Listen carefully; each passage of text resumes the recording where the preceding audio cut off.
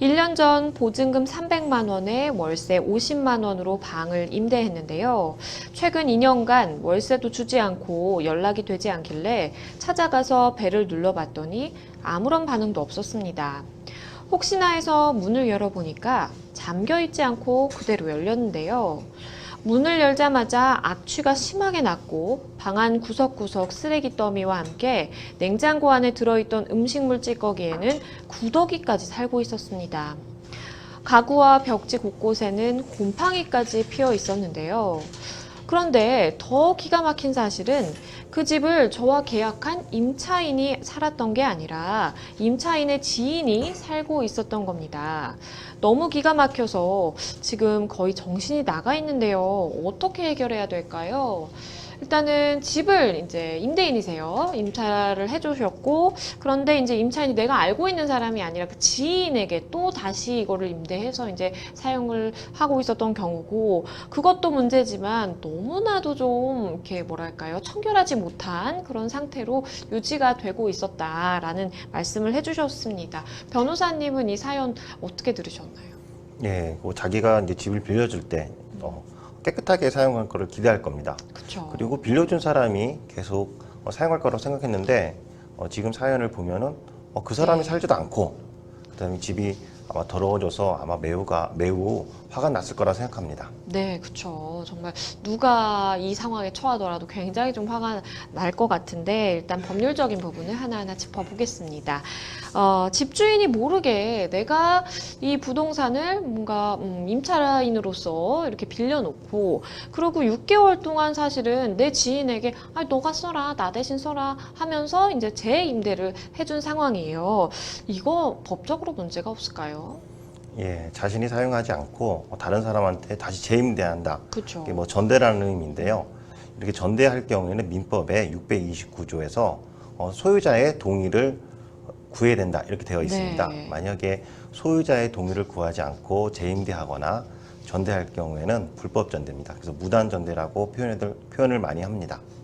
일단은 집주인의 동의를 반드시 얻어야 됨에도 불구하고 상담자분의 이제 임차인 같은 경우에는 내 동의를 얻지 않고 다른 사람에게 이걸 전대한 경우이기 때문에 이제 무단 전대에 해당한다라는 말씀을 해주셨습니다. 그렇다면 우리가 일반적으로 전대차 계약을 할 때는 어떻게 이루어질까요? 예, 맨 처음에 전대차 계약 이전에 임대차 계약이 있습니다. 네. 그러니까 소유자하고 최초 임차인하고 계약한 게 임대차 계약입니다. 통상적으로 임대차 계약을 보면은 무단 전대할 수 없다 이런 얘기가 많이 나와 있습니다. 거의 그쵸. 문구가 통상적으로 적혀 있는데요. 그리고 또 민법 629조에 의하면 소유자의 동의 없이 전대하면 안 된다 이런 내용도 적혀 있습니다. 그렇기 때문에 전대를 할 경우에 일반적으로 전대 동의서, 소유자의 전대 동의서를 받아둡니다. 그래서 일반적으로 전대를 이루어질 경우에 소유자가 작성한 전대 동의서를 받아뒀습니다. 네, 일반적으로 어떻게 전대차 계약이 이루어지는지에 대해서 설명을 해주셨습니다. 그렇다면 지금 상황이 무단으로 내가 이제 상담자분은 아니지만 상담자분은 이제 임차인께서 무단으로 이렇게 전대를 한 상황이라면 그렇다면 상담자분께서 아니 나는 이렇게 허락한 적이 없다. 나는 너와의 임대차 계약을 해지하겠다라고 통보를 할 수가 있을까요? 네, 지금 무단 전대이기 때문에 임대인은 무단 전대를 이유로 해지 통지를 할 수가 있습니다. 네. 해지 통지 이유는 뭐 내용 증명으로도 할 수 있고 그 다음에 뭐 카톡이나 녹취로도 전화로도 할 수가 있습니다. 근데 무단 전대가 됐을 때 누구한테 이거를 다시 반환받아야 되느냐 이런 고민이 있을 수가 있습니다.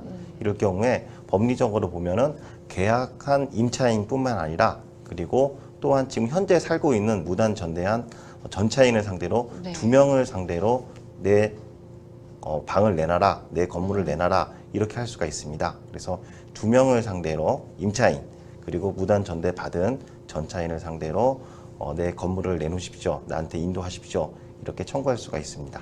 네. 그런데 이 집을 굉장히 함부로 사용한 상태예요.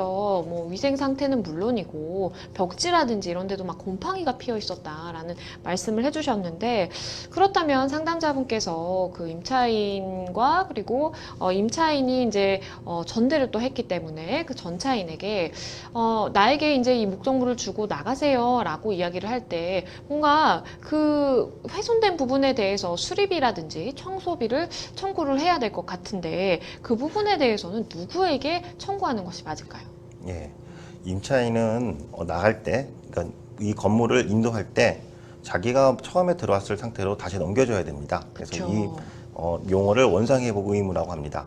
만약에 임차인이나 무단 전대한 전차인이 사용하다가 안에 있는 집기를 부수거나 물건을 부쉈을 경우에는 네. 수리를 해줘야 되는데 그 수리비는 임차인이 부담을 해야 됩니다.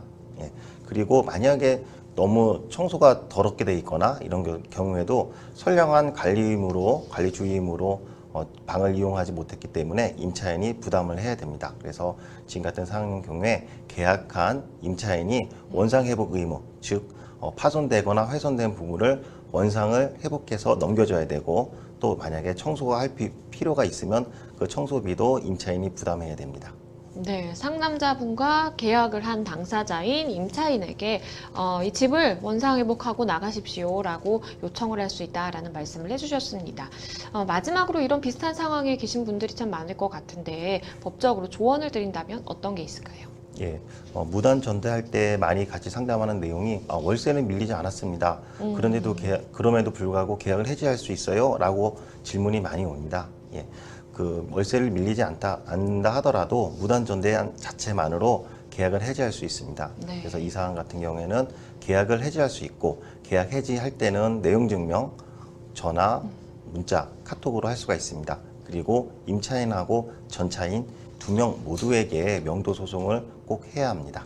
네, 변호사님께서 말씀해 주신 것처럼 일단은 상담자분, 임차인에게 나는 이 계약 더 이상 유지 못하겠다, 해지 통보를 하심과 더불어서 집안의 상태가 사실 굉장히 그 전에 청결했기 때문에 그 상태로 원상회복이 돼야 되기 때문에 그런 부분에 있어서는 또 별도로 청구를 하실 수 있다라는 점, 그리고 또 중요한 것은 또 임차인과 전차인 모두에게 명도의 요청을 하실 수 있다라는 점도 기억을 하셨으면 좋겠습니다.